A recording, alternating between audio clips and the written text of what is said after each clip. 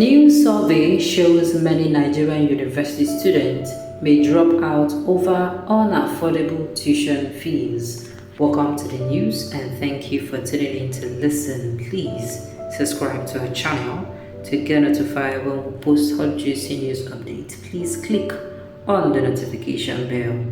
The thing is, before they make their policies, they refuse to do a proper brainstorming to check both the outcome of the policy that they're going to be putting out and the consequences, the advantages and disadvantages of it. The news in details, please. According to the statement, the group revealed it is planning to hold a congress at the University of Lagos, UNILAG. The Student Solidarity Group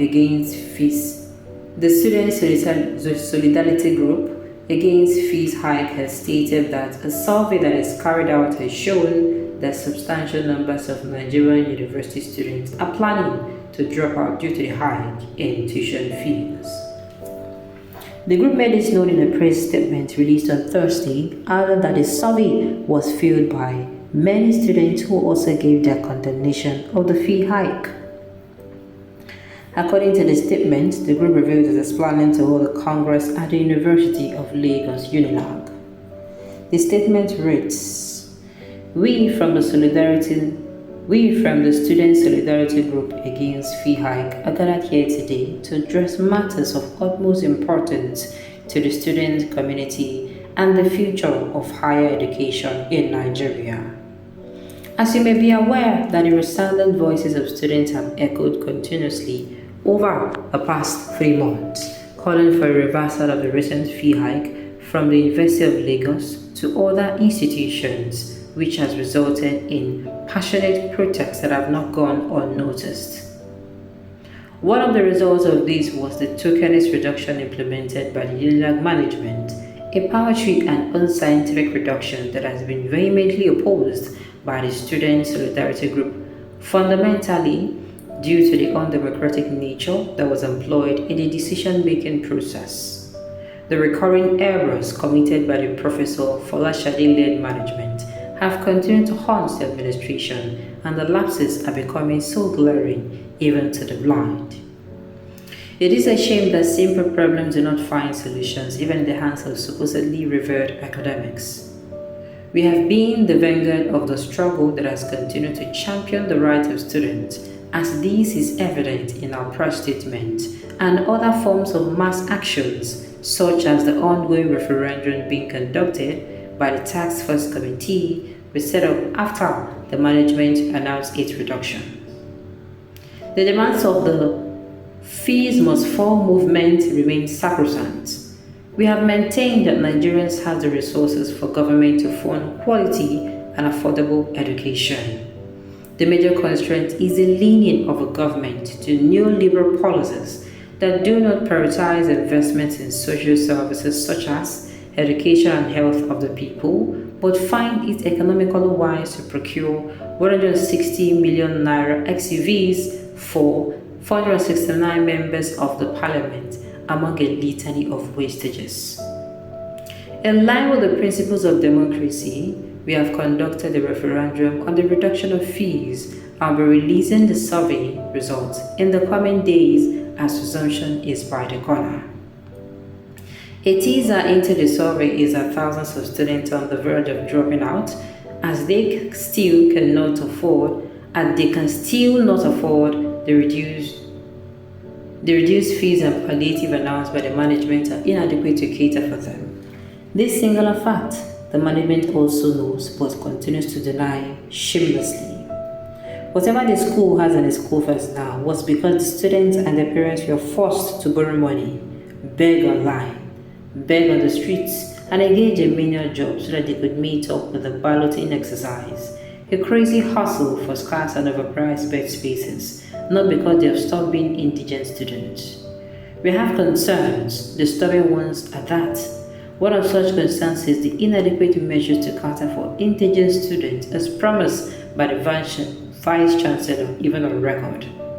The palliatives are half measures that have not translated into concrete and workable actions, even as students are now to resume.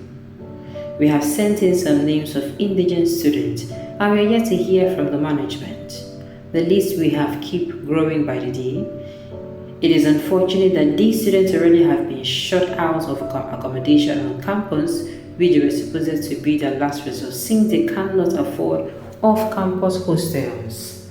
The burden of accommodation is now added to the burden of high fees. They cannot breathe.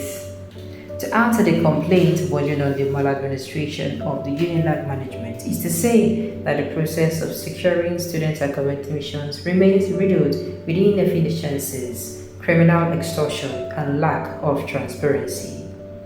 It is disheartening to see that even with the fee hike, the school management has been unwilling to provide a smoother and more inclusive accommodation process for students.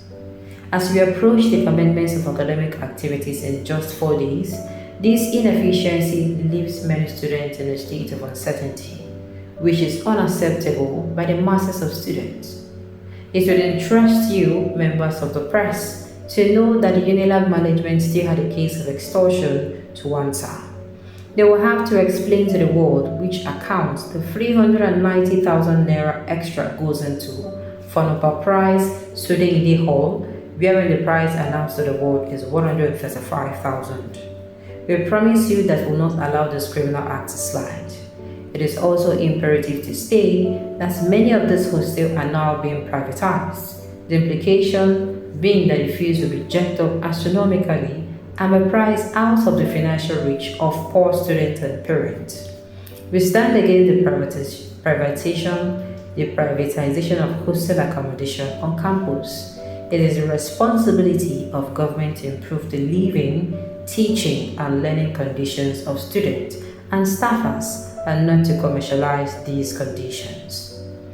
We want to use this medium to assure Akokites and by extension all Nigerian students that no stone shall be left unturned to force the Tinubu regime to respect the right of students to affordable education. We will continue to mobilize across the board until education becomes affordable to all. We shall take all steps necessary and within the ambit of the law to stop this crime against humanity, privatization and commercialization of education in Nigeria. In the coming weeks, we shall be reading out activities of resistance in line with the demands of the Fees Must Fall movement.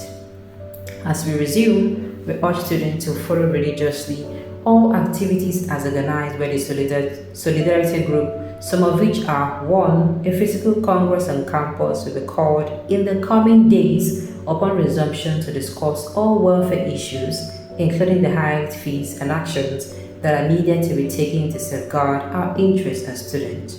2. The Congress shall take into cognizance the importance of organizing for a vibrant students' union.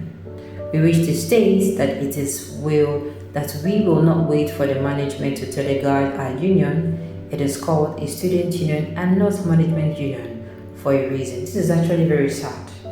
This is really, really sad. You see this man, I've said it before, what happens to brainstorming on looking for other ways to fund instead of taxing the already suffocated citizens of this country? Alright, on this note, we have come to the end of the news. We say thank you for tuning in to listen. Until I come your way next time, enjoy the rest of your day.